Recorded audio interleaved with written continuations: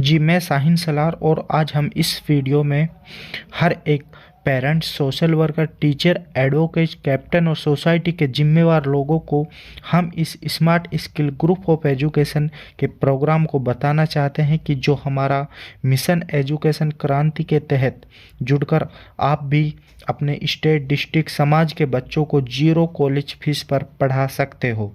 जिनके college fees की जिम्मेवारी smart skill group of education बोले तो एसएसजी एजुकेशन लेगी। तो इस मिशन एजुकेशन क्रांति में हर एक वर्ग का बच्चा जीरो ट्यूशन फीस पर पढ़ सकता है।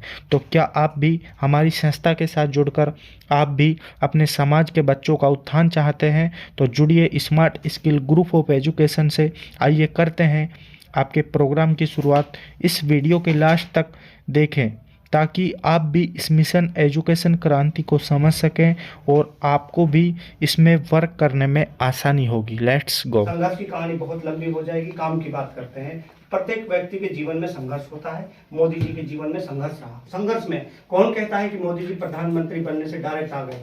कि कहते हैं कि कहीं झाड़ू भी लगाया है। लोग आरएसएस का प्रचार प्रसार किया है, बहुत दिनों तक उन्होंने कार्यक्रम किया, तब जाकर वो, मैं तो उसको सल्यूट करता हूँ कि इतनी मेहनत करने के बाद आज देश सेवा में लगे हुए हैं। ठीक है, एक सिक्के के दो पक्ष विपक्ष होते हैं। राजनीतिक मुद्दा है ही नहीं, हमारा काम एजुकेशन का है, तो एजुकेशन पे बात करते हैं। हम बात करते हैं जो हमारा वर्क है हमारी ऑर्गेनाइजेशन का, केवल हायर एजुकेशन पे है। कोई संदेह में रहे कि सर प्राइमरी एजुकेशन के लिए कुछ दिलवा दो, कुछ नहीं है। उस शिक्षा पर हमारा काम है। हमारा जो ट्रस्ट है, जो चैरिटी है, वो 1882 एक्ट गवर्नमेंट के अनुसार रजिस्टर्ड है। हमारे पास टूवेल है, एटीजी है, नीति आयोग है, जितनी चीजें हो सकती हैं पॉसिबिलिटीज, सीएसआर है। फॉरेन का हमने लिया नहीं क्योंकि लेना नहीं है हमें फंड फॉरेन से, वो हमें लिया नहीं, उस झमेले में हम पड़े नहीं हैं। हम ज्यादा नए नहीं है कि हम बहुत हजारों साल से काम कर रहे हैं। हम 2019 से अस्तित्व में आए। हमने लंबी रेस का घोड़ा रहे, हमने 5 साल में बहुत कुछ अचीव किया। तो हमारी जो ऑर्गेनाइजेशन है हर तरीके से आपके सपोर्ट में है, गवर्नमेंट सर्टिफाइड है, रजिस्टर्ड है, वर्किंग है, मिनिस्ट्री में है, जो कुछ हो सकता है सब है। नहीं रजिस्टर्ड हूं पहले, फिर आपको साथ कोलैबोरेशन में काम कर रहा हूं, तो वो चीजें हमारे पास लाइव है। कोई देख सकता है, पूछ सकता है, चेक कर सकता है। वेबसाइट है, मेल है, यूट्यूब चैनल है, सब कुछ आपके पटल पर है। कोई चीज छुपा के नहीं रखा है। ठीक है, एसएससी एजुकेशन का काम सिर्फ हायर एजुकेशन में लोगों को सेवा देना है। अब उस शिक्षा का पटल हो गया। कोई प्राइमरी एजुकेशन के लिए हमसे फंडिंग नहीं कराएगा, कोई प्राइमरी एजुकेशन के बारे में बात नहीं करेगा, हेल्थ पे बात नहीं करेगा। जब प्रोजेक्ट आएगा तो हेल्थ पे तभी बात करेंगे। अभी केवल उस शिक्षा का हमारे पास कार्यक्रम है। शिक्षा पे हिंदुस्तान का क्या सिस्टम रहा वो बात कर लेते हैं। भारत 1947 में आजाद हुआ। इससे पहले सत्ता अंग्रेजों के हाथ में थी, प्रत्येक जानता है, सबको पता है। और जो बताता हूँ, जो पढ़े लिखाए की जो ऑर्गेनाइजेशन था वो लॉर्ड मेकाले के हाथ में था। ठीक है, वो वहां को संचालन कर रहे थे। वो हमारे क्या थे, एजुकेशन मिनिस्टर थे। तो 1947 से पहले सिस्टम क्या था उसमें जाने की आवश्यकता नहीं है, क्योंकि वो डैमेज हो गया, हम आजाद हो गए। हमारे महापुरुषों ने हमें आजाद करा दिया, कोई आवश्यकता नहीं है वहां जाने की हमें किसी प्रकार की। तो सन 1947 के बाद सिस्टम कैसे चालू हुआ, और वो भी पढ़ाई का, वहीं से ही बताऊंगा आपको, तब समझ आएगा कि हाँ सर ने 47 से लेकर वर्तमान 2024 में हमें पहुंचा दिया है। वो पूरी कहानी आपको बताऊंगा। 1947 में जब देश आजाद हुआ, नेहरू जी प्रधानमंत्री बने, और उसके बाद में भारत में शिक्षा के लिए क्या हुआ, एक बोर्ड गठित हुआ जिसको कहा गया है एनईपी, नेशनल एजुकेशन पॉलिसी। ये गठित हुआ कि भैया कॉलेज भी चलाने हैं, शिक्षा का प्रचार प्रसार करना है, स्कूल्स भी खोलने हैं, और शिक्षा के बहुत सारे मंदिर हमें चलाने हैं। तो बोर्ड गठित हो गया, यह हो गया एनईपी, नेशनल एजुकेशन पॉलिसी नाम दे दिया गया उसको सेंट्रल गवर्नमेंट से। यह हो गया। ये इसके आधार पर भारत में शिक्षा का चलायमान होता रहा, धीरे धीरे चलता रहा, अब तक चलता रहा। कब तक चलता रहा एनईपी? सन 2002 तक। इसी के बाद कोई चेंजिंग नहीं किया। वैसे हमारा संविधान लचीला है, हम समय समय पर उसमें अनुच्छेदों में, प्रक्रिया में परिवर्तन कर सकते हैं। ऐसा संविधान है भारत का, क्योंकि बाद में प्रजातंत्र है। एनईपी जब पॉलिसी हुआ तो 2002 तक कोई छेड़खानी इससे नहीं की गई, ये ऐसे ही चल रहा था। शिक्षा को पहले संवैधानिक अधिकार कहा गया। क्या कहा गया शिक्षा को? सन 47 से 2002 तक एजुकेशन हमारा एक संवैधानिक अधिकार था। हमारा अधिकार है ये सब शिक्षा लेना, संवैधानिक था। लेकिन अब 2002 में क्या हुआ, अनुच्छेद नंबर था 82, अनुच्छेद नंबर क्या था 82। अब चेंज किया गया। क्या चेंज किया गया? जो संवैधानिक अधिकार था उसको आरटीई कर दिया, राइट टू एजुकेशन, मौलिक अधिकार कर दिया। देखो एनईपी में चेंज किया गया, राइट टू एजुकेशन कानून लाया गया, और इसमें भी एक कानून लगा दिया आर्टिकल 21A।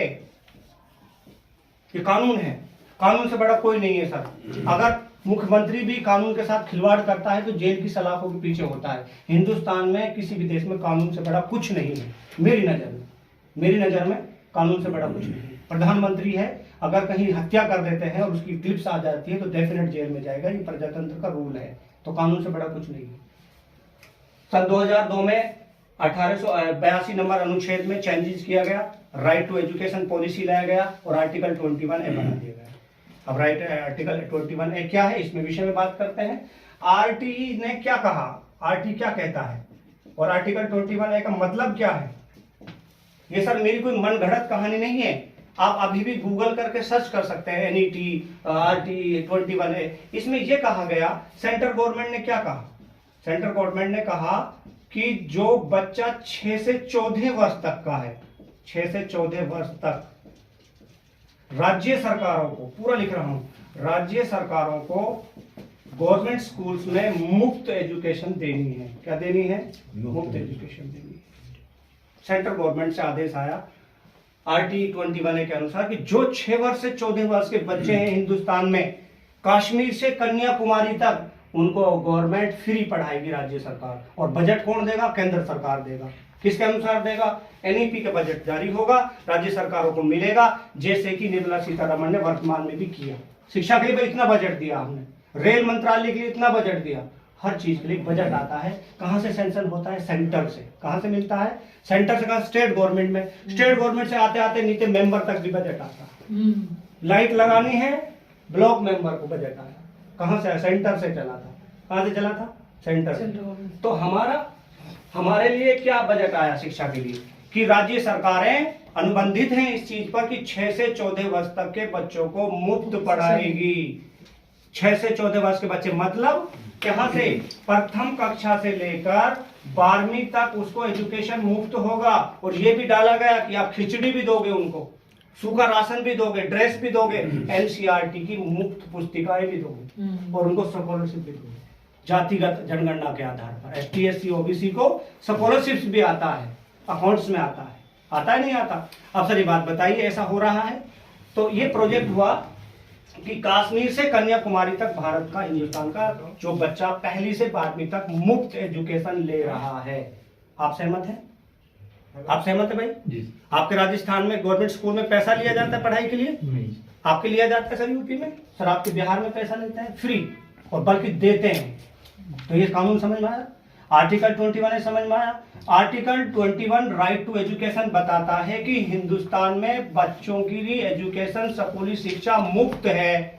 खत्म, ये कानून समझ में आ गया सब। कानून है, मुफ्त देगा राज्य सरकार, कोई पैसा नहीं ले सकती। ये बात खत्म हुआ। तो ये बात खत्म हुआ तो 1ली से 12वीं तक तो हमने कर दिया। तो इसको भी डिवाइडेशन किया गया, 1ली कक्षा से 5वीं कक्षा तक प्राइमरी एजुकेशन, सब राइट। छोटे छोटे स्कूल्स छोटे बच्चों के लिए खोजे गए, उनके लिए अध्यापक भी जेबीटी वाले लगाए जाते हैं, जिसको बीएसटीसी बोला जाता है।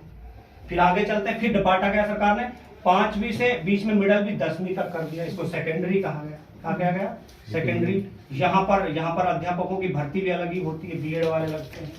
फिर आगे लाते हैं 10 से 12वीं तक, इनको इंटर कहा गया। क्या कहा गया, इंटर कॉलेज कहा गया। इसके लिए बड़े पोस्ट लेक्चरर लगते हैं बच्चों को पढ़ाने के लिए।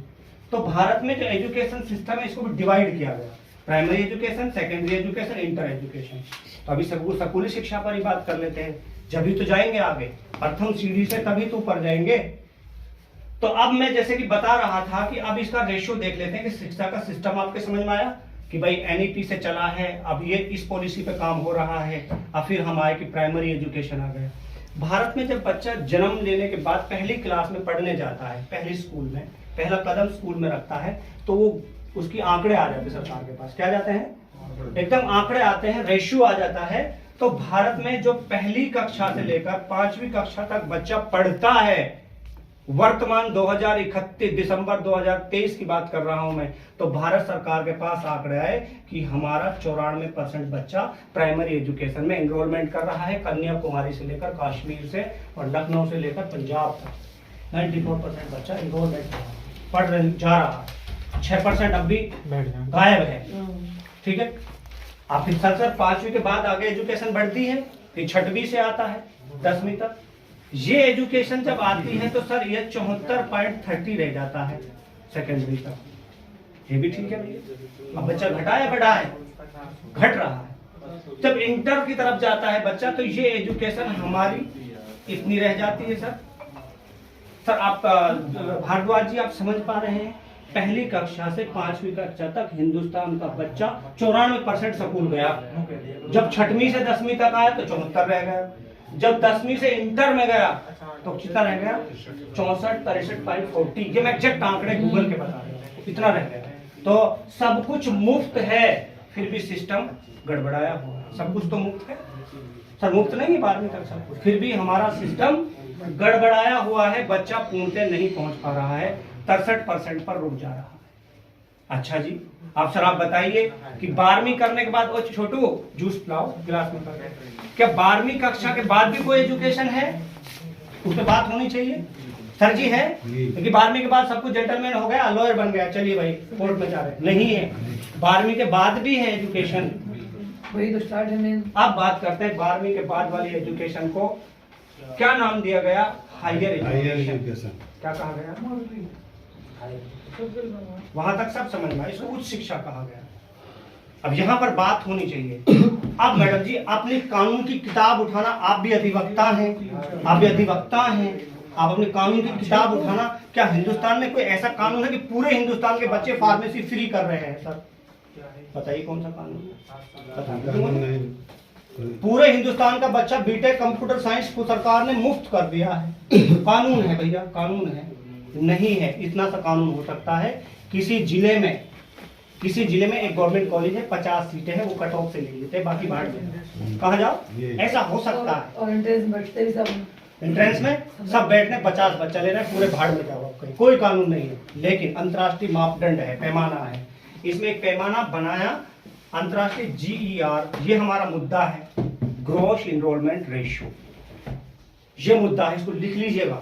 हम आपको जो दे रहे हैं इसी पे काम कर रहे हैं हम। 3 ही शब्द हमारे पास में, 3 शब्द पैसे आने के हैं और 3 शब्द काम करने के हैं। GER मुद्दा हमारा है। जैसे कहते हैं ना भैया क्रांति लाना चाहते हैं GR में, ये मुद्दा है हमारा। अब अपने मुद्दे पे आए हैं। क्या है? Growth education, gross enrolment ratio, gross enrolment ratio, ये रेशियो, ये मुद्दा है हमारा, ये मुद्दा है। 3 शब्द हमारा मुद्दा है, ग्रॉस इनरोलमेंट रेशियो। ये क्या है? एक पैमाना है। एक क्या है? पैमाना है, मापदंड है। ये बताता है, क्या बताता है सर? ग्रॉस इनरोलमेंट रेशियो क्या बताता है? ये बताता है कि कितना हिंदुस्तान का बच्चा 12वीं करने के बाद हायर एजुकेशन में गया। GR समझ में गया? GER अंतरराष्ट्रीय पैमाना है, ग्रॉस इनरोलमेंट रेशियो। ये सूचकांक है, आप गूगल करिएगा, गूगल में सारी चीजों को गूगल करवा कर सबको दिखाऊंगा कि भारत में कितना बच्चा 12वीं के बाद कुछ शिक्षा में गया। ये बताता है GER, ये अंतरराष्ट्रीय कानून है। ठीक है, ग्रॉस इनरोलमेंट मुद्दा हमारा यही है, इसी मुद्दे पे हम काम कर रहे हैं। अब भाई इस पे बात कर लेते हैं कि भैया यहाँ तो ये आंकड़ा 64 था, अब आगे जाएगा हाई में, HIGH कर देता हूं मैं। यहाँ पे सन 2021 में हमारा आंकड़ा इतना रहा और वर्तमान में 27.10। ये मुद्दा है मेरा। 30 से 27 तक, 21% से 27%। मतलब क्या समझे? अब देखो कहाँ थे हम और अब कहाँ आ गए, किस पर आ गए। इसमें निम्न राज्य की भी बात हो, बिहार में मैंने दिखाया कि ये इतना है 31 दिसंबर तक 13% बच्चा बिहार में हायर एजुकेशन में गया। तमिलनाडु का सबसे ज्यादा है 47% और केरला का ज्यादा है, वहां ज्यादा एनरोलमेंट है, लेकिन आंकड़ों में तमिलनाडु आता है हायर एजुकेशन। अब बताइए सर, जो बच्चा प्राइमरी में 94% आ रहा था वो टूटते टूटते 27 पे मान लेते हैं, इतना परसेंट बच्चा आया, तो मुद्दा बना कि नहीं बना? क्या मुद्दा बना कि भैया ये 73% बच्चा कहाँ गया? धरती खा गई, आसमान खा गई, क्या दिक्कत हुई? ड्रॉप हो गया, छोड़ गया पढ़ाई। अब इसमें ये भी बात आती है कि 12वीं तो वो कराया गवर्नमेंट स्कूल से, अब उसकी उम्र 18 साल है। अब 18 साल कौन सी उम्र कहा गया है भारद्वाज जी? किशोर अवस्था, तूफान काल। 18 साल को क्या कहा गया? तूफान काल कहा गया, किशोर अवस्था। किशोर अवस्था। अब यही बच्चा ड्रॉप हो गया, इंजीनियर कौन बनेगा, साइंटिस्ट कौन बनेगा? जूस लो, ठंडा नहीं है सर आप लोग, नहीं प्लीज, कम ठंडा नहीं सर, बिल्कुल नुकसान- नॉर्मल पता नहीं लेंगे नॉर्मल है, माजा है, एनर्जी ऑटोमेटिक है। लीजिए लीजिए, साथ में लेते रहिए सर, हल्का ठंडा नहीं है, थोड़ा ले लीजिएगा, थोड़ा लीजिएगा, ठंडा नहीं है, नॉर्मल है। मुझे पानी पिलाओ। तो हम थे, हमारा मुद्दा है कि ये 18 साल वाला बच्चा ड्रॉप क्यों हो गया। अच्छा मैं बेसिकली सी बात है सर भी आप जानिए, अध्यापक है, ठीक है सर। 18 साल वाला बच्चा घर में बंद होकर रह जाएगा? जवान है, जो हसीन है, खूबसूरत है, ताकत है, रख सकते हैं घर में बंद करके उसको? नहीं दे पाएगा। उसका काम क्या था 18 साल का? भारद्वाज जी, 18 साल वाला बच्चा जो विद्यार्थी था, उसका जॉब क्या था, प्रोफेशन क्या था, धंधा क्या था उसका? पढ़ाई, और से उसी से वंचित रह गया। अब या तो बनाओ उसको मजदूर,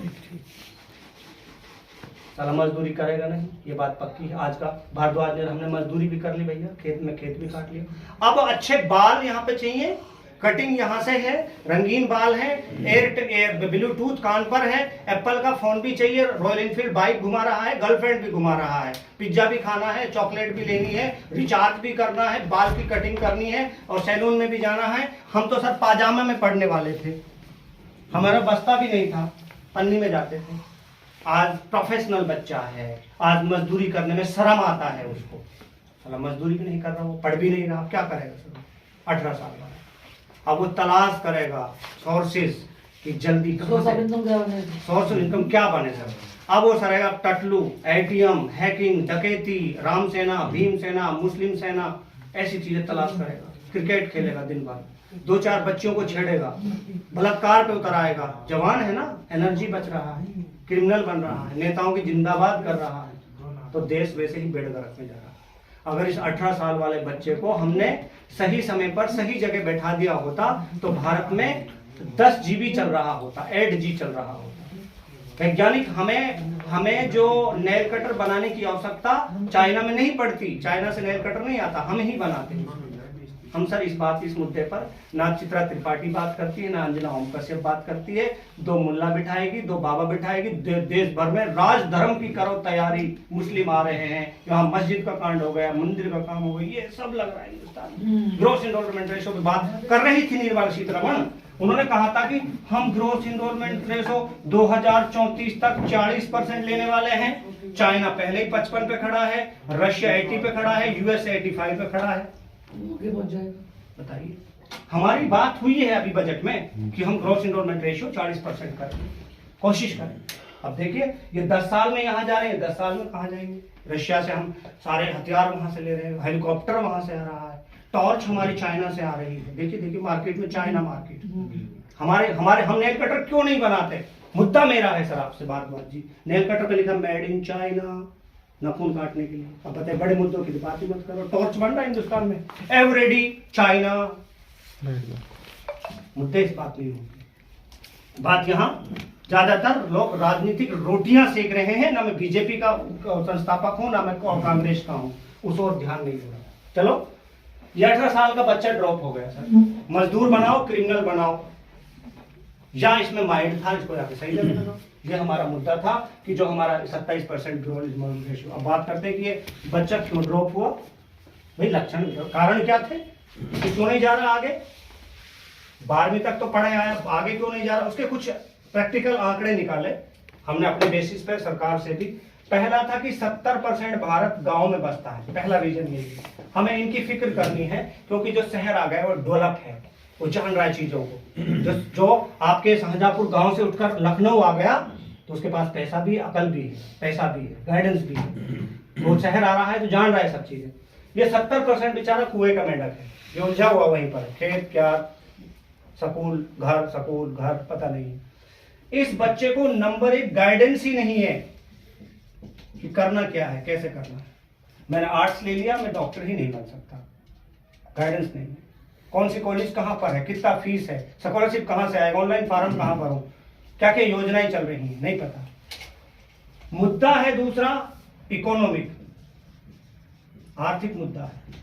पढ़ तो लेता मैं, सरकार ने मुझे 12वीं तक तो पढ़ाया, आगे काश मेरे लिए कोई ऑफर दे पाती तो मैं पढ़ पाता, पैसा नहीं है पढ़ने के लिए। इस मुद्दे पर reason of drop out the cases.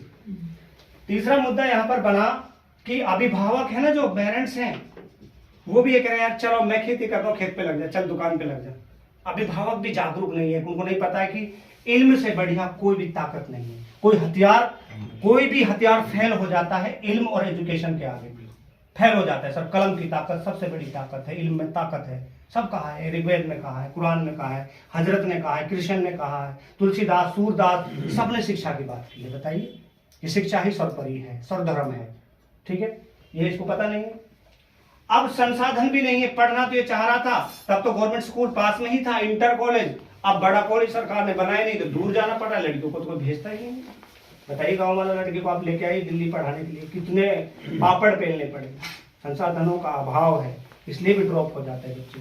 पांचवा क्या है कि सरकार भी उस ओर ध्यान नहीं दे रही है जितना देना चाहिए। संसाधन नहीं पहुंचाए सरकार ने गाँव तक। यूनिवर्सिटी गाँव में है, कॉलेज गाँव में है, यही कारण रहा। ये 5 मेजर कारण रहे कि बच्चा ड्रॉप होकर उस ओर नहीं जा रहा जहां उसको जाना चाहिए, ठीक है। फिर वो एक्टिविटी में गलत चला गया, ठीक है भैया।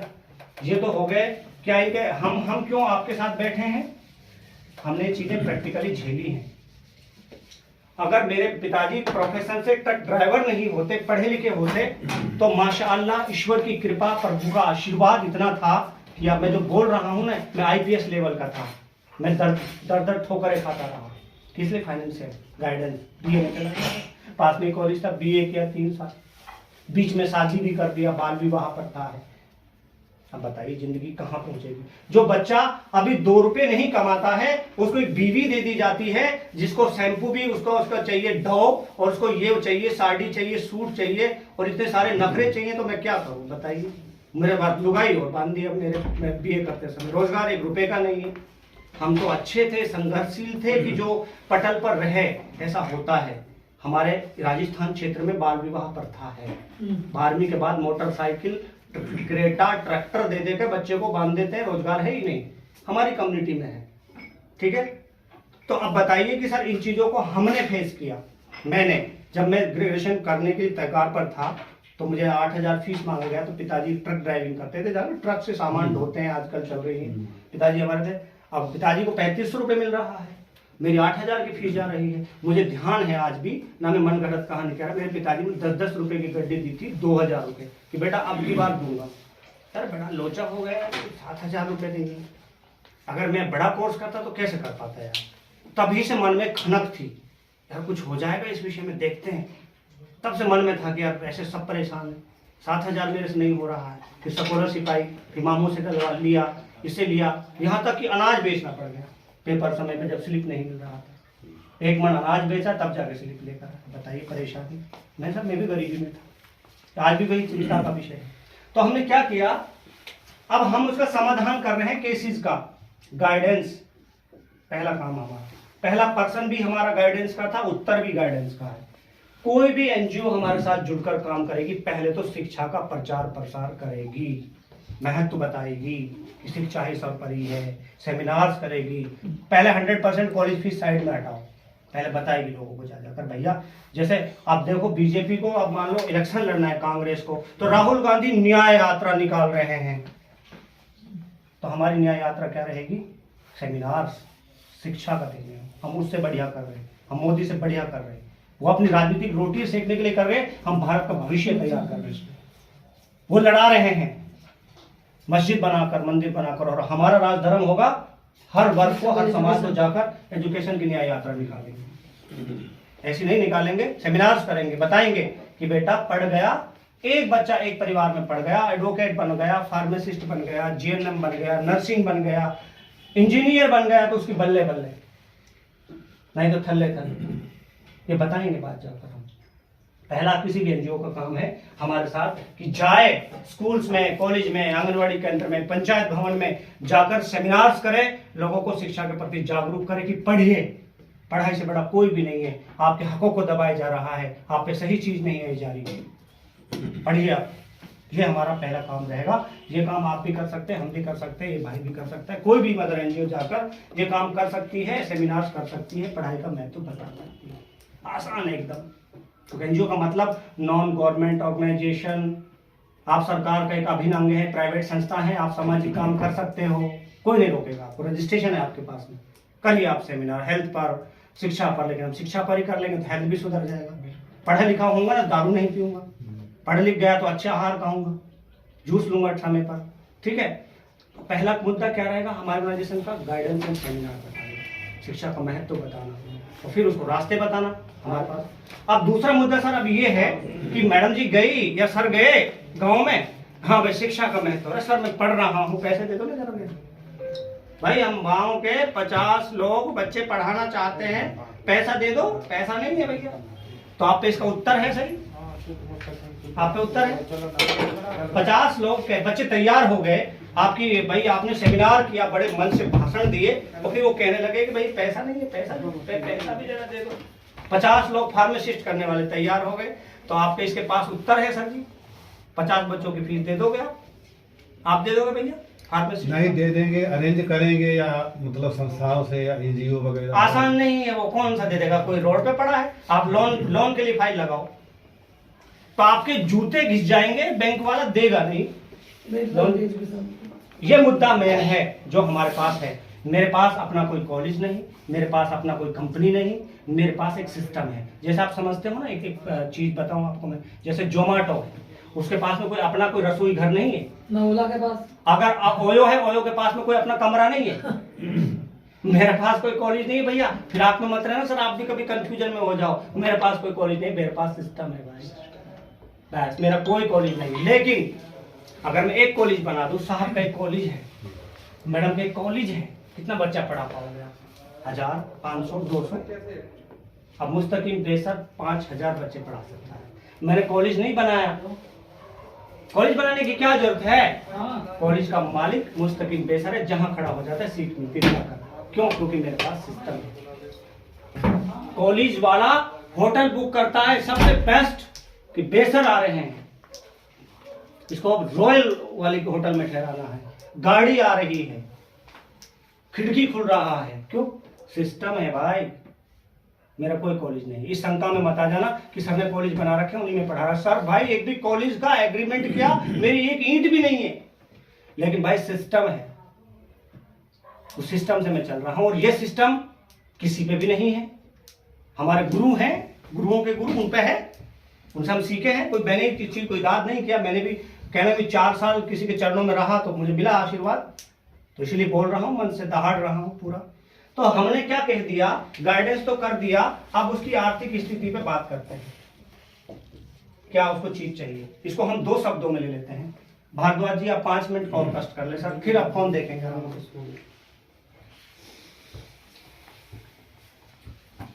देखो हम यहां पर ले लेते हैं विनोद को।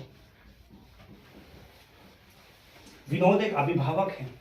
कौन है सर? समझ में आ रहा है? बोर तो नहीं हो रहे सर? नहीं ठीक, अच्छा लग रहा है? बढ़िया, ठीक है सर। विनोद एक पेरेंट्स हैं, माता पिता हैं, अभिभावक हैं और मजदूर वर्ग से हैं। बिजनेसमैन कम, हिंदुस्तान में मजदूर ज्यादा है। देखो मैं गिनवा भी देता हूँ, ऑटो चालक है, ट्रक ड्राइवर है, कंपनी में काम कर रहा है, ठीक है, सब्जी बेच रहा है, किराना स्टोर कर रहा है, छोटे मोटे काम कर रहा है।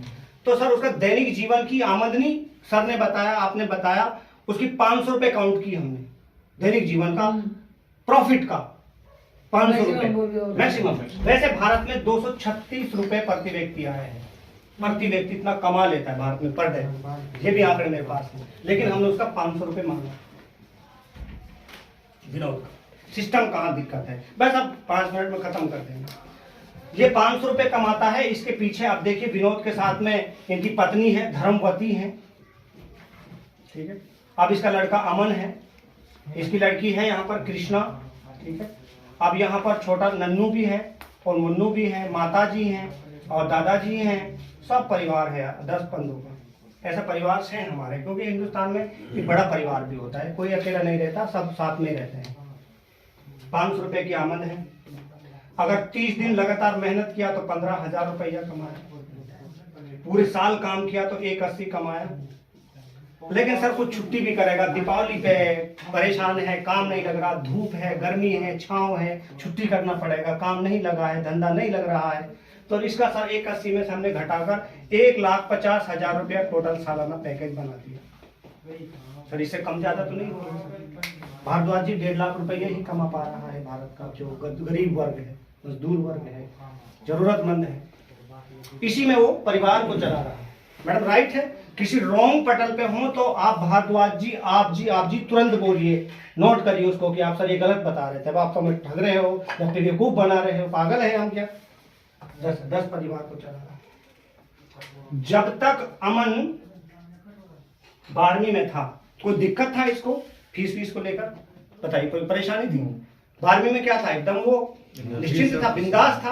प्रिंसिपल की स्कॉलरशिप 1,000 रुपये वहां आ रहा था, किताब भी आ रहा है, बच्चा थैला लटका कर जा रहा है नीली ड्रेस पहनकर इंटर कॉलेज में। लेकिन बच्चा होशियार है, पढ़ना चाह रहा है। पीसीबी यहाँ पर अमन को ले लेते हैं, यहाँ पर कॉलेज को ले लेते हैं और यहाँ पर एसएसजी को ले लेते हैं, यूं समझाते हैं आपको मोटा मोटा। अमन 70% लेकर आया पीसीबी से, फिजिक्स केमिस्ट्री बायोलॉजी। ले सकता है, कोई दिक्कत, बच्चा है, होशियार है, जहन हो सकता है। गरीब के बच्चे में दिमाग नहीं होता क्या? मैं मेरिट लेकर आया, शौक था मुझे पढ़ने का। तो अब बात करते हैं इस विषय में दिक्कत कहां हो रहा है। जब तक विनोद बिल्कुल अपनी आजीविका चला रहा था आराम से, अब बच्चा 12वीं कर गया है तो कुछ क्वेश्चन तो पापा से करेगा।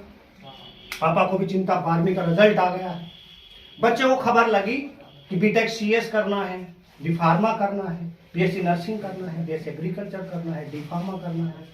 नहीं पता लगाओ, पता था पहले से। पापा से कहा कि पापा मुझे फार्मासिस्ट बनना है, D pharma, BSc nursing top course ले लेते हैं, BTech CS, BSc agriculture, radiology, BSc, bachelor में बात करूंगा सर, डिप्लोमा में नहीं, बैचलर में बात। ये सब वो करना चाह रहा है बच्चा। बाप के कानों में फटाक से जा, बाप चिंता में हो, चलिए बेटे कॉलेज चलते हैं। फिर साहब के कॉलेज में गए, अच्छा कॉलेज, एकदम तामझाम बढ़िया, रिसेप्शन एकदम चश्मा वश्मा लगा के एकदम सेट है, सर को जूस परोसा जा रहा है, बैठिए सर रिसेप्शन मैम अभी वेटिंग में, जूस पीजिएगा। एडमिशन का नाम से जूस पिलाते हैं साले बढ़िया कॉलेज वाले, अच्छे बिठाते हैं, एसी वैसी चल रहा है एकदम। अब बात है रिसेप्शन पे जाता है तो बी फार्मा वाला अच्छा कॉलेज का फीस, जो रिसेप्शन मैम है एकदम खुले बाल है, स्मूथिंग करा रखी है, चश्मे वश्मे है, एकदम बिठाया उसको एयर कंडीशन में, बच्चा टहल रहा है, देख रहा है, पिताजी भी सोच रहा है काश मेरा बच्चा यहाँ पढ़ ले। लेकिन मैडम जी फिर पर्ची बनाना शुरू करती है। मैडम जी ने बताया कि आपके बच्चे का एडमिशन का खर्चा 1 लाख रुपया होगा। सर मैं कम से कम लेके चल रहा हूँ, बड़े भी हैं, बीच का सा समझाना ही तो आपको मान लिया हमने। ठीक है भाई, एडमिशन का खर्चा आपके बच्चे का इतना लगेगा। फिर मैडम बता रही है कि कहाँ से हैं? अच्छा गांव से हैं। मैडम हॉस्टल में भी रहेगा बच्चा, बाहर रहेगा। हमारा हॉस्टल जरा 90,000 का है, एयर कंडीशनड है, फलाना है, ढिमका है। भैया एग्जाम फीस और लगेगा आपका पर सेमेस्टर 7,500 रुपया। लाइब्रेरी चार्ज और है जरा 580 रुपए का। हमारा 1600 रुपए का बुक भी जरा है, ड्रेस भी हम 2400 रुपए में दे देते हैं। बन गया सर, इस बात से आप अनभिज्ञ नहीं हो, ये समस्याएं हैं, आप जाकर देखिएगा, हालात देखिएगा। सब कुछ वहीं से देते हैं, ये सब कुछ अपनी दुकान उन्होंने चला रखी है। है। वर्दी भी खुद सिलवा के ला रहे, सस्ते में बड़े हम बेच रहे, हाँ। किताब सस्ते में ले रहे। बेच रहा नहीं है। अब हम वैसे तो खर्चा तो बहुत गया, ये इसको हमने 2 लाख रुपया मान लिया किसी भी बड़े कोर्स का। अब सर आप बता दें कि जो बंदा यहाँ पर इतना रुपए कमा रहा है, आप देख ली कंपनी, कहाँ से देगा? उसका खर्चे भी करने हैं। भारद्वाज जी स्कूल के संचालक प्रिंसिपल बैठे हुए हैं। ये देखिए, अपने बच्चों को फाका दे दे, उनको अगर वो बिल्कुल सुसाइड कर ले, उनको खाना ना दे, फिर भी बच्चा 50,000 भी कम है। हिंदुस्तान का हर बच्चा यही फेस कर रहा है। एग्जैक्टली बातें की हैं मैं वो बात बता रहा हूं मैं, ठीक है, जो है। अब बताइए, ऐसे ही हर परिवार, हर माँ बाप परेशानी से ग्रस्त है, ठीक है सर। बीटेक सीएस का एक्चुअल फीस बता देता हूँ सर मैं, आपके नोएडा, गाजियाबाद, मेरठ के आसपास का 75,000 पर सेमेस्टर। सीटें और नहीं मिलती, डोनेशन और देना पड़ रहा है। बाद में गया ना सर, डोनेशन लगेगा 20,000 का। हाँ। जानते हैं डोनेशन सर, जब सीट किसी कोर्स की तरफ ज्यादा बच्चा जा रहा है तो रोक देंगे, डोनेशन चाहिए 25,000। मंत्री फोन कर रहा है, सर बीएससी नर्सिंग का इस बच्चे का देख लेना, मेरा सपोर्टर है, तो 20,000 और लेंगे, मंत्री फोन करेगा। 1 लाख रुपया कम से कम एक साल का है बीएससी नर्सिंग का। बताइए सर, वो बता रहे हो आपको, सही बात है। बिल्कुल। लेकिन गांव में पढ़ रहा है रुपया तो फीस आप भी उसको है। बाहर रख ले तब भी खर्चा होना है। अब बताइए, हिंदुस्तान का हर विनोद अपाहिज हो गया है अपने बच्चे को पढ़ाने। फिर क्या कहेगा कि बेटा चलिए अपना काम पकड़िए, काम पकड़िए भैया, चलिए मेरी ठेले की दुकान पर चलिए। और वो बच्चा बायोलॉजी वाला था, अब बताइए उसके दिल पे क्या बीतेगा। और यही मेरे साथ बीता, आपके साथ बीत रहा है, यही हो रहा है, यही फिक्र लेके मैं आगे बढ़ रहा हूँ। सर सबके साथ बीत चुका है, हम सबके साथ में बीत चुका है। अब हमने क्या कहा कि भैया हमारे पास एक गाइडेंस तो हमने कर दी बच्चे को, अब बात आती है कि भैया हमारे पास फाइनेंशियल क्या जुगाड़ है।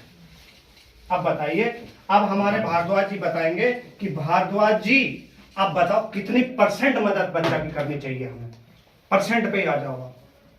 उसका फीस बन गया मोटा मोटा 4 लाख रुपए, कितने परसेंट मदद कर दें उसकी बताओ आप 100% कर बताइए दीजिए। हैं? 100% अरे मैडम जी, मैं बाबा का माल है कि बिक रहा थोड़ा कम बढ़ती करिए। 60% तो 60%, सर ने बोला 60%। अच्छा सर की बात पे आ जाते हैं। सर देखो नए आए हैं, जुड़ लेते हैं सर। आपने 60% दिया, 40,000। देखिए 40,000 4 साल का 160, मैथ में मैं कमजोर था, 160 तो ये हो गया उसका, मैंने 60% हेल्प किया। फिर सर उसका 80-90 हजार हॉस्टल का भी हो गया, 3,20,000 ये हो गया। विनोद तो कहेगा भाई जय हिंद, बस की नहीं, फिर भी बस की नहीं। अब 60% मांग रहे हैं सर, ज्यादा मांग रहे थे। ठीक है, हमारे ऐसा कंसेप्ट बनाया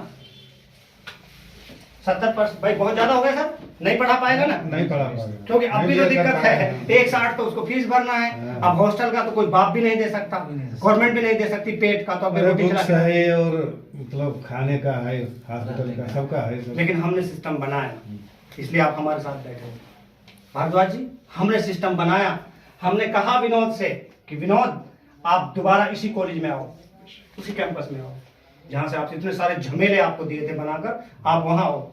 हम आ रहे हैं विनोद के पास। विनोद 500 रुपए कमा रहा है, हमने कह दिया कि 200 रुपए दे आओ। इसमें भी लॉजिक है सर, इसको भी समझना पड़ेगा थोड़ा सा। मेरे जो इंस्टीट्यूशन है वहां पर 90,000 रुपए से हॉस्टल फीस कम नहीं है जहां मैं पर्चे पढ़ा रहा हूं। अब यहाँ अगर इसको मैं लूँ, एग्जाम फीस लूँ, बुक्स लूँ, फिर भी ज्यादा जा रहा है। मैंने कह दिया हर एक इंस्टीट्यूशन से, अगर आपको फंड चाहिए, बच्चा चाहिए, बैठे बैठे चाहिए, तो मेरा बच्चा वही अंबानी वाली रोटी खाएगा और सिर्फ 200 रुपए पर डे। कंसल्टेंट लोग बहकाते हैं, ऐसे कैसे हो जाता है, इसमें हॉस्टल में दलाली है, ऐसे कहते होंगे लोग। इसमें बहुत बड़ा दलाली है, दलाली है। बताता हूँ जरा। खाना 2 टाइम, नाश्ता 1 टाइम, रूम, बिजली, पानी, library, medical, security, supports, computer, wifi, gym. बताइए उस कंसल्टेंट को कि मुस्तकीम बेसर और गीता शर्मा आ गई हैं, अब हम दलाली नहीं करने देंगे, हम आपके बच्चों को 200 रुपए में ये देंगे। खाना सर कितना खा लेते हैं 2 टाइम का ढाबे पर, घटिया से घटिया ढाबे पर जाओ, 2 टाइम का खाना कितने में हो जाएगा बताइए क्या? 50। हिसाब लगाओ, हिसाब, दलाली निकालो हमारी, हम दलाल हैं बहुत बड़े। 2 टाइम का मिनिमम 100 रखिए। 100 देखिए 100। तुम्हें बताओ, तुम्हारे सवाल है। नाश्ता सर 1 टाइम का नाश्ता भी चाहिए मॉर्निंग में, कितने का चाहिए? 25 रुपया रख दिया। 25 रुपये रख दिया सर। सर रूम भी उसका बाप का तो है नहीं, वो बना के दे रखा है। रूम 3,000 रुपये। अरे सर 3,000 भी उसका, आप 20 रुपए ही रखिए उसका। अच्छा पर डे का 20 में कितना हो गया? 1,000-1,200 हो गया। हाँ, ठीक है। बिजली का रख ली सर, पंखा घूमता है, यूनिट आता है। क्या कॉलेज वाले के बाप की बिजली है क्या? 5 रुपया पंखा रख लीजिए। 5 रुपए पंखा का रख लेते हैं सर। पानी भी वो आ रहा है, टैंकर डाल रहा है तो पी रहा है वाटर कूलर। 5 रुपए भी ले लो पानी 5 सफिशिएंट है सर। ये क्या बताया था मैंने? Medical facility. बीमार हो गया तो उसको भी चाहिए। अब बच्चा बिहार का है, अब इसका बच्चा बीमार हो गया भारद्वाज का, भागेंगे ये दिखाने के लिए? कौन दिखाएगा? कॉलेज वाले ही। कॉलेज दिखाएंगे 10 रुपए के, उसका मेडिकल भी लगा ले। गार्ड भी खड़ा है, गार्ड खड़ा है एकदम चौड़ा है, क्योंकि उसको भी तनख्वाह जा रहा है। कस से जाएगा, कौन निकालेगा तनख्वाह?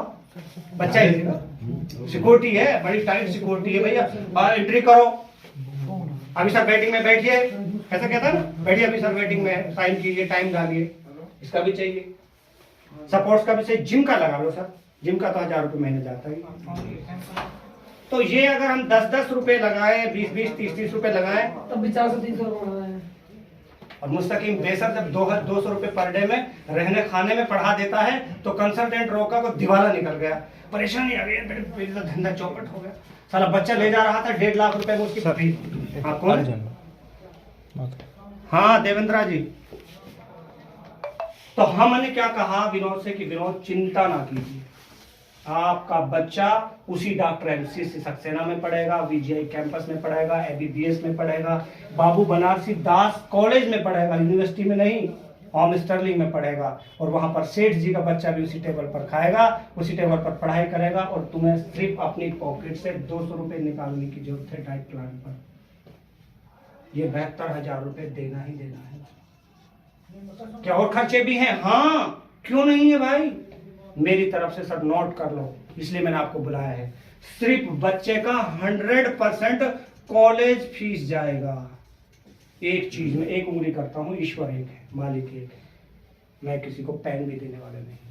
कॉलेज का कितना जाएगा इसको पूरा समझिए, इसको पूरा समझिए कि सर खाने में दलाली तो नहीं है 200 रुपए में? बता दीजिए, बात का सवाल कीजिए, दलाली हो तो बताइए, दलाली मार रहा हूं। 200 रुपए में कोई दलाली नहीं, इतनी चीजें उसको मिल रही थी। अब मैं बात करता हूं कि मैं क्या देने वाला हूं। तो एक चीज पूरा लिखूंगा, देखो ये कॉलेज का 100% फी। एक बात तो ये point number 1, NOC with on the support all course. इन चीजों की मैं गारंटी लेता हूं मंच पर खड़ा होकर अधिकारी के सामने। हमारे जब आईपीएस अधिकारी बैठे होते हैं तब मैं गारंटी लेता हूं। मैं कहता हूं आपका कॉलेज फीस जाएगा 100%, एनओसी के साथ में जाएगा, नॉन ऑब्जेक्शन सर्टिफिकेट से जाएगा, ऑन द सपोर्ट जाएगा, पूरे कोर्स का 1 टाइम जाएगा। लिख कर देंगे कॉलेज से आपको कि फीस भर गया है, इसके बाद पेन भी नहीं दूंगा। अब खर्चे हैं, एग्जाम फीस इसका है, बुक्स का है, अब इसका ड्रेस का है, ये भी आ जाता है।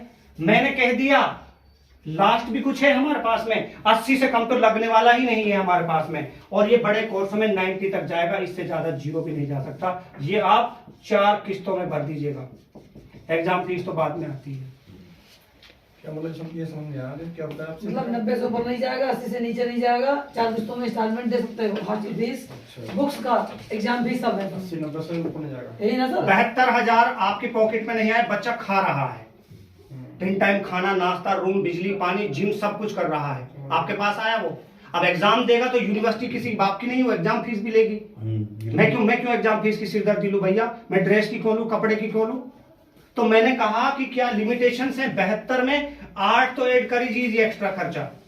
अगर आप बीएससी नर्सिंग जैसा कोर्स करोगे तो एग्जामिनेशन शुल्क ज्यादा है, 80 से 90 के बीच में हिंदुस्तान के हर विनोद के बच्चे को पढ़ा देंगे इंस्टॉलमेंट में। 90 में जाएंगे कम से कम सारे खर्चे सब कुछ पर ईयर लगा। कोर्स। लेकिन सर ये कुछ एक कोर्सों में है यहाँ पर, जैसे मान लो आप बीएलएलबी है अपना 80 में है, बीकॉम है 80 में है, लेकिन अब जैसे मान बीपीटी कोर्स आ गया, वैसे ही ऑलरेडी एग्जामिनेशन फीस जाता है। तो मैंने कहा कि कम से कम 80 से 90 के बीच में हमारा बच्चा चहचहाएगा, पढ़ेगा, खाएगा, पिएगा, जिम करेगा, सिक्योरिटी लेगा। और खास बात सर, यूपी में क्या दिक्कत है मुझे, ये मेन पते की बात है। यूपी में मुझे क्या फेस करना पड़ा, क्योंकि मैं यूपी सर कमरे में बंद नहीं होगा, मंच से दहाड़ा हूं मैं यूपी में, मंच से। तो क्या लोगों ने कहा कि लोग स्कॉलरशिप खा जाते हैं, ये मुद्दा था यूपी। सर ये मुद्दा और भी आया इसमें, स्कॉलरशिप खा जाते हैं, अपने कॉलेज के उसमें ले लेते हैं, बच्चे को नहीं मिलती है। दूसरी चीज बच्चों से काम करवाते हैं। नहीं अब तो ये हो गया है, सुनिए। बच्चे के अकाउंट्स में पैसा मेरी जाता बात है, खाने का या कोई सवाल ही नहीं। हमने कहा न लोन है, न डोनेशन है, न ही स्टूडेंट क्रेडिट कार्ड है। हाँ तो पूछ रहे हैं वो क्या है ये बता मेरी दीजिए। बात तो सुनिए, बताइए। फॉर्म लाइए। जब वो बच्चा रजिस्ट्रेशन करता है, government scholarship drown student account directly लिख के दे रहा हूं कि आपकी स्कॉलरशिप आपके डायरेक्टली अकाउंट में आएगी। कोई कॉलेज मुस्तकिम बेसर एसएसजी कोई डायरेक्टर आपका कॉलेज का स्कॉलरशिप नहीं रख सकता और नहीं मैं उसकी गारंटी ले सकता। अगर कोरोना काल चालू हो गया और सरकार ने उसको स्कॉलरशिप नहीं दी, बच्चा पता है पेरेंट्स क्या कहेगा, गीता जी जरा बच्चे का हॉस्टल फीस भरना था, स्कॉलरशिप नहीं आया, दिलवाइए उसको। तो मैं झंझट में भी नहीं पड़ना चाहता। आती है तो रखिएगा, नहीं आती है तो मैं गारंटी नहीं देता।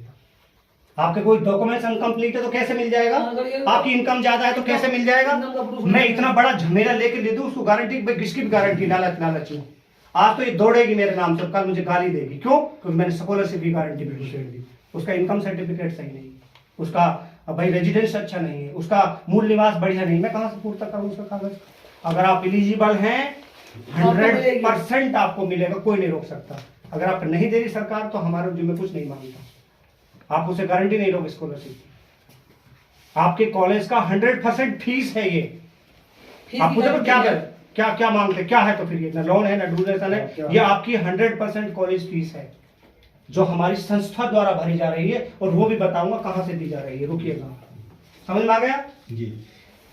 अभी तक कोई बच्चे से पैसा ठगा लूटा, सारा सिस्टम क्लियर है, बच्चा क्लियर है एकदम, बच्चा पढ़ने लग गया हमारा, चाह रहा है। अब बाकी बच्चों को कैसे पढ़ाएंगे? क्या कुछ व्यवधान है? ठीक है, बच्चा पढ़ लिया एकदम, स्कॉलरशिप भी ले रहा है, हमने भी दे दिया लिख कर एक टाइम में समय में, हमने उसको बता भी दिया बेटा इतना तो लगेगा ही लगेगा। बच्चे को लाने की प्रक्रिया क्या है कि 499 का हमारे पास रजिस्ट्रेशन फॉर्म है, फ्री की चीज की कोई भी वैल्यू नहीं करता। ठीक है, ये रजिस्ट्रेशन फॉर्म है, 8 पेज का है ये छपने में सर पैसा वैसा लगता है नहीं लगता है? लगता है। और कलर में ज्यादा 138 रुपए से लेकर 146 रुपए तक ये प्रिंट होता है, इसमें 8 पेज 10 पेज हो जाते हैं टोटल। कहाँ है दूसरा? निकालना है यहाँ पर, ठीक है, देखिए। अब उसकी क्वांटिटी का कैसा पता लगाएंगे हम? ये सर पूरा छप रहा है, ये पेज वाइज है, इधर से है, फिर इधर से है, फिर इधर से है, फिर बैक से है, फिर इधर।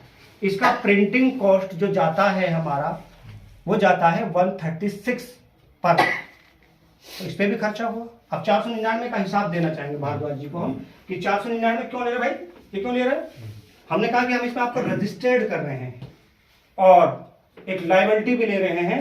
जब उसको 100% हम स्कॉलरशिप दे रहे हैं और वो काउंसलिंग में आया, अब सर घर घर एडमिशन देंगे जाके कि काउंसलिंग करेंगे? काउंसलिंग की जाएगी, काउंसलिंग की जाएगी, जांच पड़ताल होगी, डॉक्यूमेंट्स के बारे में होगी, और यही बात मंच से बताई जाएगी उनको। आपने 19-20 बताया, कोई दिक्कत नहीं, कोई लफड़ा नहीं हुआ अभी तक, 499 लिया है। अब इसको देखो, इसमें काउंसलिंग के दौरान, काउंसलिंग किसी प्राइवेट जगह पे नहीं होगी, किसी कॉलेज में होगी। मत लाना बच्चे, आप मत लाना बच्चा, मैं आपको किसी हॉल में बुलाऊं तो आप देख लेना कि लेटर डिस्पैच कहां से हुआ है। ऑमिस टर्निंग ग्लोबल यूनिवर्सिटी बुला रहा है, आइए भैया चलिए, विजय कैंपस बुला रहा है, ठीक है भैया चलिए। प्राइवेट जगह पे काउंसलिंग नहीं होगा, कैंपस में होगा, और कैंपस में बेईमानी नहीं कर सकता कोई। मैं तो निकल आऊंगा वहां से चुपके। बच्चे किसकी जान खाएंगे कि काउंसलिंग तुम्हारे यहाँ पर हुआ था, ये फ्रॉड कर गया, पैसा दो। काउंसलिंग यहाँ होगी कैंपस में जाकर, ओम ग्लोबल में, डॉक्टर एमसी सक्सेना में करेंगे, विजय कैंपस में करेंगे, और पत्रकार बंधु होंगे, IPS अधिकारी होंगे, बराबर बैठे हो, तब काउंसलिंग करेंगे।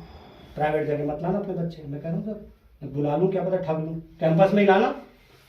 499 रुपए में हम 3 बंदों का, ध्यान से सुनिएगा, ये सवाल जवाब होंगे आपके हमारे। 25 को काउंसलिंग है हमारी, बच्चा चला यूपी से 24 में, शाम को आया, समझिएगा सर मैं सारी चीजें क्लियर करना चाहता हूँ।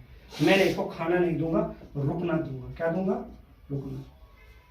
भाई वो आ रहा है, शाम हो गई है, आपको धर्मशाला बुक है, लेटिए आराम से, सिर्फ आप लेटिए, रुकिए, खाना नहीं दे रहा शाम का मैं। अब ये 25 में आया, इसके पूरे दिन की डाइट प्लान मेरे जिम्मे है। इस दिन की कितने लोगों की? एक बंदे के साथ में 3 लोग भर पेट के खाइए। रात में मैंने उनको धर्मशाला में रोका आराम से, अब धर्मशाला वाला मेरा बाप नहीं है, 60 रुपए कम से कम एक बंदे का लेता है, 70-80 रुपए एक बंदे का। मैंने पेड किया, करता हूँ। 100 रुपए हो गए होगा बहुत। अब यह भंडारा चलाना है, 1000 बच्चे भी आ सकते हैं। ये खाना भी कोई सरकार से नहीं आ रहा है, कोई दक्षिणा नहीं हो रही, तो गरीब कर रही है, ये भी देना है। तो मैं इस 499 में रजिस्ट्रेशन करने के साथ साथ 3 बंदों की लायबिलिटी भी ले रहा हूं कि आपको खाना दूंगा, आपको भी रुकना दूंगा, चाहे धर्मशाला में रोको, VIP की गारंटी नहीं लेता। भारद्वाज जी के, अरे जरा आप मुझे धर्मशाला ठहरा दिया, एक बड़ा रूम नहीं है, यहाँ पर AC नहीं चल रहा है, बच्चों के साथ ही रहना है, आपको भी दूंगा जगह, रुकनी मेरी मर्जी है। हो सकता है मैं होटल दे दूं, नहीं आप मुझे कह नहीं सकते, हो सकता है धर्मशाला में आप आराम से टहलें बच्चों के साथ में, ये बात होंगी, आपका हमारा सामना होगा। अरे सर वो बताया था शाम का खाना नहीं आ रहा, जरा मैंने कहा था कि शाम का नहीं दूंगा, रुकना दूंगा, 25 का दूंगा काउंसलिंग के दौरान की। हाँ। उसी 499 में बच्चा आएगा, काउंसलिंग करेगा और यही बातें सुनेगा मंच से, माँ बाप भी सुन, उसका चाचू भी सुनेगा, मामू भी सुनेगा, तब जाके एडमिशन होगा। सर एडमिशन करवाना कोई खाला जी का घर नहीं, तब उसको मन लगेगा, उसका मन होगा तो लेगा। अब मैडम जरा थोड़ा खाने का ज्यादा है, फिर क्या करेंगे उसको? भाई मतलब जबरदस्ती है क्या? जबरदस्ती कुछ नहीं, कोई जबरदस्ती नहीं ले सकता, नहीं पढ़ सकता। ठीक है, ये तो बच्चे का प्रोसेस हो गया, रजिस्ट्रेशन किया, काउंसलिंग हुआ, काउंसलिंग में अगर राजी हो गया तो हॉस्टल का पैसा साथ लेके आएगा। ये भी सुन लीजिए, 3 मंथ का खाने का लेकर आएगा। सर ये बात थी जो हमारे आपने ही बताई थी, बताई भी थी, समझ नहीं पाए थे आप। हम उसको उसी समय एनओसी देंगे, हमने एनओसी दे दिया, मैंने एनओसी क्लियर करा दिया और सिर्फ एनओसी लेकर घर चला गया। अगर ये वहां टहल गया, नहीं आया दोबारा, कुछ पैसा नहीं लगा है, तो सर वो आ जाएगा, कोई रिस्पॉन्सिबिलिटी उसकी भी है। तो हमने लगा दिया उसके, भैया आप 3 महीने का तो हॉस्टल का जमा करा के जाइए भैया। हाँ, रसीद लो अपनी, पढ़ो, खिड़की पे जाओ, पेमेंट डालो, रसीद लो, लेटर के साथ लगाओ, लेटर फाइल निकालो, एडमिशन एनओसी हो गया, हॉस्टल बुक हो गया, जाइए अब बैग पैक करो, पढ़ने आइए, बात खत्म। ये भी होगा, उसकी लाइबिलिटी है, नॉर्म्स है, ये वो दिखाएंगे ना, एनओसी दिखाएंगे। ठीक है, अब ये भी दूसरा भी सुनिए, प्रथम 2 किस्तें, ये भी सुनिएगा। मैं झमेले में ये 3 महीने का देके चला गया, अब सर पढ़ने आ रहा है वो दिखाऊंगा, आपको मैं पढ़ाऊंगा, सारे एनओसी क्लियर करूंगा। अब ये 3 महीने का जमा करा गया, लेटर ले गया हॉस्टल का, अब ये फिर पढ़ने आ रहा है। हमने कहा बेटा 3 महीने का और दो, वो हॉस्टल में ही दो, 36 पे आपकी रिपोर्टिंग करवा देंगे, 6 महीना आप फ्री हो। ये नॉर्म्स है, हमारी सीट स्क्वायर हो गई, अब नहीं भागेगा। लेकिन उस पर समय मिला, मई में आया काउंसलिंग में, जून छुट्टी, जुलाई में आ रहा है। 18+18 एंट्री करो कॉलेज में, पढ़ाई करो, मुझे मत दो, रसीद लो वहां से, मुझे पता, जाइए आप बैग बस्ता पैक करो, सारा सामान उठाओ, पहुंचे कॉलेज में, 18 और ले जाओ, रसीद लो, 6 महीना आप फ्री। ये मई से 31 दिसंबर तक उसको सारा फीस क्लियर करना है हॉस्टल का। जनवरी में एग्जाम है, बिफोर एग्जाम, नहीं तो पेनल्टी लगेगा। हालांकि मैं माफ करवा देता हूँ फर्स्ट ईयर में, तो 31 दिसंबर तक उसको ड्यूज अपने पेनल्टी कितनी होती? अरे सर 10-20 रुपए पर डे का पता नहीं, डराने के लिए। 100 रुपए अगर सर का वो स्ट्रिक्ट नहीं रखेंगे तो कहाँ से आएगा पैसा? खाने का तो उसको चाहिए, पैसा रहेगा फिर। ठीक है, हाँ। समझे बात को? ये बात क्लियर हुई। अब बाकी रही उसकी और फीस, 5-5 हजार करके दे, 10-10 हजार करके दे, मतलब दे 31, 10 किस्त बना ले, कोई दिक्कत नहीं। लेकिन पहली 2 किस्तें पहले आ जाएंगी हॉस्टल में रिपोर्टिंग करने बाकी से इंस्टॉलमेंट पहले, चलती और है। बाकी इंस्टॉलमेंट 5-5 हजार की मेरे भैया कोई दिक्कत नहीं है। 31 दिसंबर तक पूरा कर दो, राम राम श्याम श्याम बात कर, कोई पेनल्टी नहीं है। क्लियर हो, बच्चे एकदम क्लियर हो गए, बच्चा हॉस्टल में ठहरा। अब देखो सर, किसी चीज की नेगेटिव भी सुन लो, पॉजिटिव नहीं है सब, अब मजे ले रहे हैं। अब देखिए नेगेटिव क्या क्या झेलना पड़ सकता है, आप भी बताइएगा। अब बच्चा हमारा कॉलेज पहुंच गया, पढ़ रहा है, अच्छा कैंपस है और बच्चे पढ़ रहे हैं। सर कॉलेज में कोई एक ही बच्चा होता है? कितने हो सकते हैं? कोई भी इंस्टीट्यूशन ऐसा नहीं है 1500 सीटें। अच्छा हमारा गया जी, हमारा गया अमन गया विजय कैंपस में, एकदम फ्री, सब कुछ फ्री है, सिर्फ खाने का 18 दे रखा है। अभी गांव में घूम रहा था भाई यार, इधर से उधर कुत्ते मार रहा था, कीड़ू पकड़ रहा था। कीड़ू जानते हो आप? वो जब और को जानवर होता है, बड़ा डरावना सा होता है, ठीक है, क्या बोलते हैं उसको? गिरगिट बोलते हैं हमारे यहाँ। अब ये जाकर साला कैंपस में सिक्योरिटी भी है, अब यह फंस गया, जाके बाहर नहीं निकल रहा है, 24 घंटे घंटी बज रहा है तो खड़ा होना पड़ रहा है। फिर हॉस्टल वार्डन है, जगना पड़ रहा है, घंटी बजा तो खाने जा रहा है, घंटी बजा तो क्लास में जा रहा है। अब मैडम 4 बजे तक पढ़ा रही है, अब अमन परेशान, सारा स्वतंत्रता तो गायब। हाँ खेल जरूर रहा है, 5 बजे के बाद में सपोर्ट्स में कर रहा है, जिम जा रहा है। अब गीता जी का फोन आता है कि अमन रो रहा है, मन नहीं लग रहा है, इसके पैसे वापसी करवा दो सर, घर भेज दो इसको। अब हमारा आपका झगड़ा शुरू हो जाएगा। आपके पास पेरेंट्स घर जा रहा है, मैडम जी बिल्कुल सुसाइड करने को तैयार है, मन नहीं लग रहा है, पानी नहीं पच रहा है, दस्त लग रहा है। अब हमारे पैसे दिलवा दो, वापसी हम नहीं पढ़ा रहे, उसको मन नहीं लग रहा बच्चे का। अब इस अवस्था में मुस्तकिम बेसर की क्या गलती है, वो क्या करे आप बताइए। 18,000 देके माँ बाप तो एकदम चौड़ा क्या रहा है उसके पास में, सर वो 18,000 दिलवा दीजिएगा जरा, और वो बच्चा जरा मन नहीं लग रहा। नहीं कहेगा सर, नहीं कहेगा। अब साला तू हमारी 4 लाख की एनओसी पे लात मार के आ रहा है, तो हमें लात मारनी चाहिए तुझमें भी। ये लड़ाई, ये नेगेटिव पॉइंट है। वो गांव से चला, वो होम स्टोरी में पढ़ रहा है, सब बच्चा पढ़ रहा है, क्या कहेगा, पापा जी रोटी जरा जली आ रही है, चावल तो आज बिल्कुल खराब था। अब माँ बाप आएगा, मैडम जी बहुत घटिया खाना दे रहे लोग, मेरा बच्चा बीमार हो गया वहां पे। साला जो 1000 बच्चा पढ़ रहा है वो भी तो वही खाना खा रहा है। तेरे में क्या दिक्कत होगी, तेरे फ्री पढ़ाकर हमने सेवा दे दी। रात में मैडम जी आज तो जरा रोटी थी ना बड़ी जली हुई थी, बच्चा रात में, मैडम जी नमक जरा कम आया था। तो मैं कहता हूँ डटिए, मैं आपको ट्रक भेज रहा हूँ नमक का। ऐसा हरामखोर बच्चा होता है फ्री का पढ़ने वाला, बड़ा तरह परेशान करता है। ऐसा नहीं, परेशानी नहीं है, ये नेगेटिव पॉइंट है। उसको पता है लगा कुछ है नहीं मेरा, बाप को भी पता है, बुला लेता हूँ। अगर यही बाप वहां पर 2 लाख रुपए जमा करा के आता ना, तो उसकी फुटबॉल बना देता, बेटा यही रहे, कैसे भी रहे। फुटबॉल नहीं जाता, नहीं तो वापस नहीं मिलता। कॉलेज में उसकी हिम्मत नहीं होती कहने की, पैसा लगा है ना गार्जियन, ये नेगेटिव पॉइंट है। वापस लेने की हिम्मत नहीं होती। कुछ यूजीसी कोई नहीं कहती कि हॉस्टल का वापसी कर दे, ऐसे केसेस आते हैं सर, इसका नेगेटिव पॉइंट है। तब बच्चा आपको भी जानता है, मैडम जी का वो पड़ोस का है, मैडम जी देखना जरा बच्चे को, जरा पैसा भी वापसी करवा दो, डॉक्यूमेंट्स भी। चलो वो तो लात मार के भगेगा, पैसा ना मांगेगा तो देखेंगे चीजें, झूठ सच बोल के कार्रवाई करेंगे, लेकिन सर पैसा मैं नहीं दूंगा, क्योंकि पैसा तो हॉस्टल में जमा पर्ची से लग ऐसा तो वहाँ कुछ जमा अगर हाई कोर्ट भी गया तो गीता शर्मा कुछ की नहीं कर पाएगा। FIR झेली है मैंने सर, मैंने FIR झेली है। तुम तो खा जाते हो, बच्चा फंसा देते हो, हम FIR करो, चलिए करिए, हमारे हैं अपना फाइल लेकर दरोगा जी के पास में, दरोगा जी पढ़ना एक बार जरा क्या लेटर दिया है, कितने बच्चों का लेटर दिया है, पढ़िएगा प्रोविजनल लेटर। हमने कहा that the fee structure scholarship mention in the admission letter is the complete duration of the course. हमने पूरे कोर्स की फीस भर दी है। ये कौन कह रहा है, ओ मिस्टर लिंग। और फिर कौन कौन सी फीस भरी है, दरोगा जी ये भी पढ़ेंगे, that your complete tuition fees complete duration of the course is under favours of माफ गीता एजुकेशन चैरिटेबल ट्रस्ट भर दिया है भाई।